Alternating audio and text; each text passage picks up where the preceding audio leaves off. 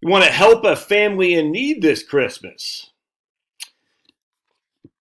Buy my book.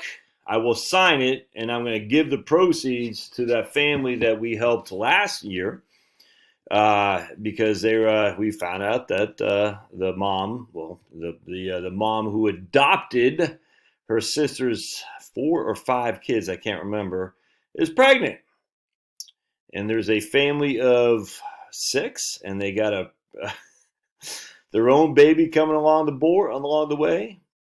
They could use some help financially. Now they don't know we're doing this last year. They didn't know we're doing it. I think we raised, man, how much did we raise last year? $5,000. This is a family. Uh,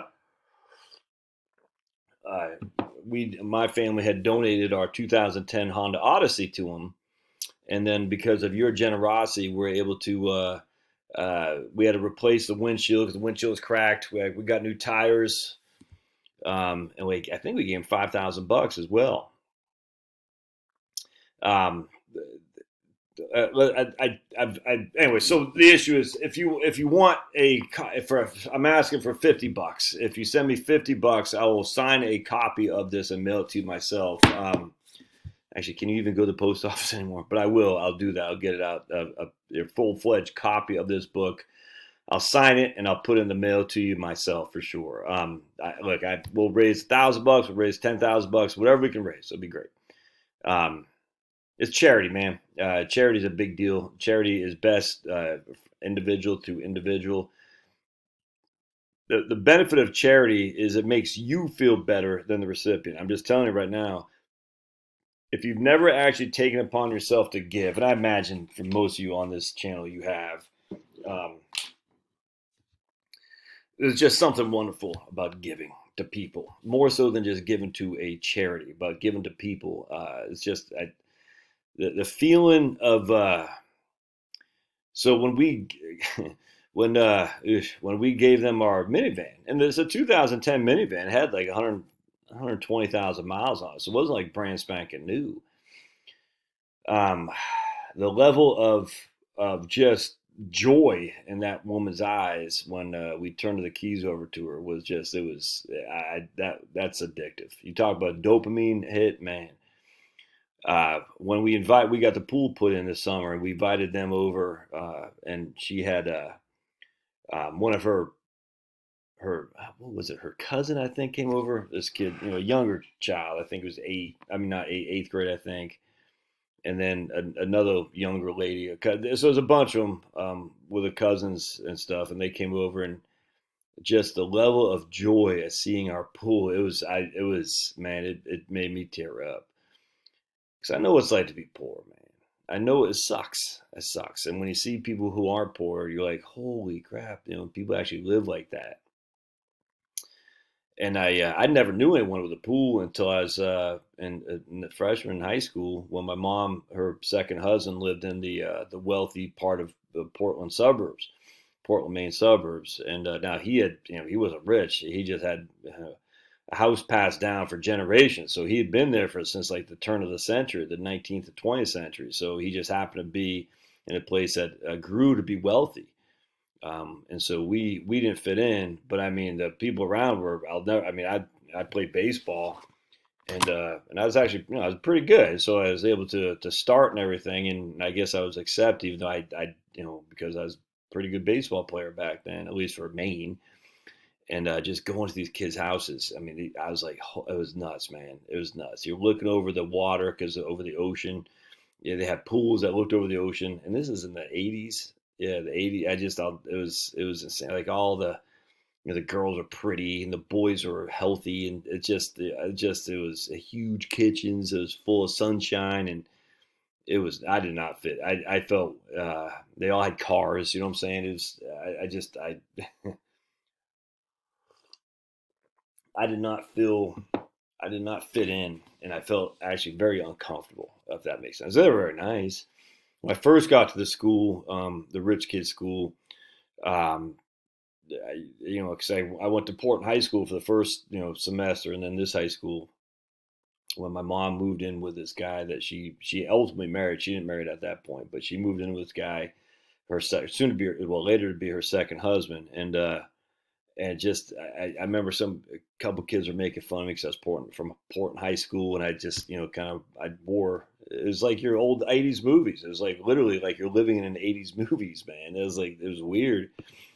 Anyway, and I always kind of hung out with the ne'er do wells. It's a level of you hang out with the people of your level of self esteem. Frankly, there's no other way around that. We used to smoke a lot of dope and stuff, and just just be losers. You know what I'm saying? And anyway, but then I played baseball. I was actually pretty good, and then I guess I got accepted by some of the rich kids, but I didn't fit in with them. I didn't like it. It was weird, and so I was like, yeah, I didn't like. It. Anyway, the point about that was when these kids came to my house to see our pool. These are urban black kids, you know what I'm saying? And it's just, you could see in their eyes, like, just the amazement. And it was freaking awesome. It was awesome. No other way around that. When we gave them the minivan, just seeing the joy and I hate to say the gratitude, like, oh, you should be gratitude. I don't mean it like that, but just the joy and the gratitude, though, of what we had done just makes you feel good. It makes you feel so good. Now, that's the thing. If you do buy my book and you get, the $50, you give me the $50. That's not gonna. You're not gonna see it. That sucks. You won't see it, but you're just gonna have to live vicariously through me. Anyway, so I'm on PayPal. You get the PayPal things in the link here, which you can click on. Just let me know $50. If it's $50 that comes through my PayPal, make sure you put your mailing address on there, please. That way I can make sure I can mail it to you. And then I'll tally up the money and we'll figure out, I already got $50 in by my man Dan. And we'll just tally this up and stroke her a check before Christmas. That's the goal. I mean, again, whatever it is, we'll give to her. Hopefully you're familiar with my story on this with them. Basically, her sister had died young. And you can figure out why. But long story short, she just had a baby, like 2 months previous, and she had other children.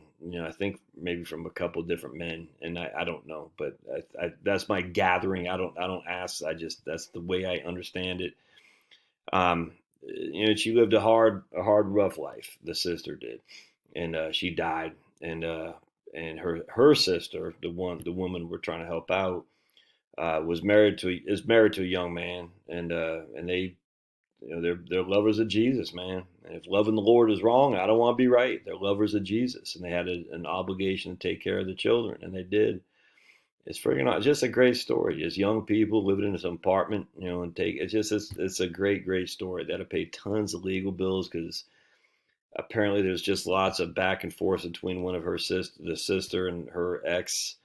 I guess the baby's mom. I don't even know I don't know the whole story. I frankly don't really care to know, but just in talking and stuff, you get a gay. I don't ask that many questions about it because I just don't need to know. But it's a struggle financially for them, and yet they're still just glorious to God. It's just freaking awesome.